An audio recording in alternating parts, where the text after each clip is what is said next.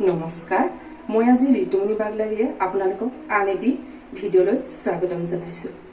আজি শ্ৰীকৃষ্ণৰ জন্মাষ্টমী উৎসৱৰ মই আজি মোৰ চেনেলৰ প্ৰথম ভ্লগ কৰিবলৈ আগবাঢ়িছো।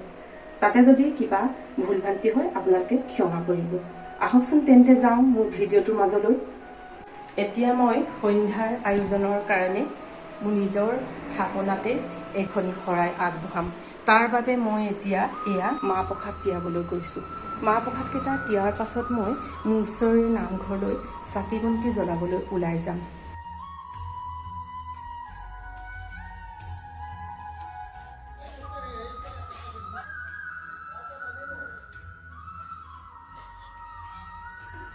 এয়া মই নামঘৰৰ পৰা আহিলোগৈ। এতিয়া সন্ধ্যাৰ কাৰণে অলপ জিৰাই সতাই কেঁচা মিঠৈ আৰু পকা মিঠৈ বনাবলৈ ল'ম। কেঁচা পিঠাগুড়ি লৈছোঁ 2 বাটি, গুড় লৈছোঁ মই প্ৰায় 200 গ্ৰাম আৰু জালুক কেইটামান লৈছোঁ। এইবাৰ মই এখন কেৰাহী পাতি এইদৰে গুড়খিনি দি পগাই ল'ম। এনেদৰে এয়া অলপ কম জুইকুৰা অলপ কম কৰি ল'ব লাগে, নহ'লে দেই যাব। এনেদৰে মই লৰাই থাকিম। এইবাৰ মই এনেকৈ খুন্দি লোৱা জালুকখিনি মিহল কৰি দিছোঁ। এয়া দেখিছেনে, মোৰ এয়া প্ৰায় হৈছেগৈ অলৰেডি। এনেকৈ আপোনালোকে চাব পাৰে, এনেকৈ চুই অলপমান এনেকৈ আঠা আঠা সূতাৰ নিচিনা ওলাব যে, তেতিয়াই হৈ যাব। এইবাৰ মই অলপ অলপকৈ পিঠাগুড়িবিলাক এনেকৈ দি থাকিম।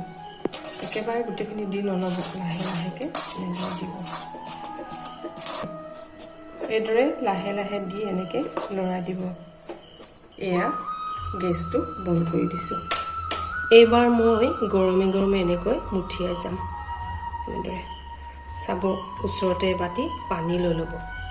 এনেদৰে পানীত হাতখন জবিয়াই জবিয়াই মই এয়া দেখিছেনে, মোৰ পকা মিঠৈ হৈ গ'ল।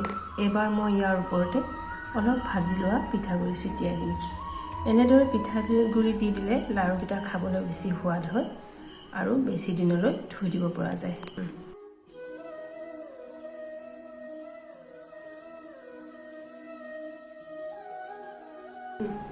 এয়া মই এবাৰ কেঁচা মিঠৈ কেইটামান বনাই লৈছোঁ।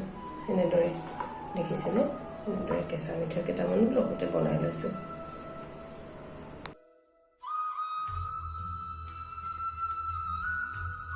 আছে পৰি অকালৰ বেদংখি হৰায় চেতনতাৰ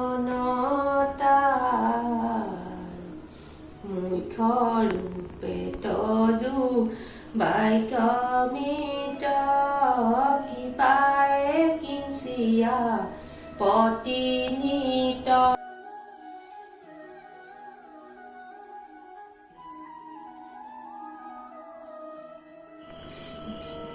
এইবাৰ মই পৰিয়ালৰ বাবে আৰু ওচৰ চুবুৰীয়াৰ কাৰণে কেইটামান প্ৰসাদৰ ভাগ এইদৰে সজাই লৈছোঁ।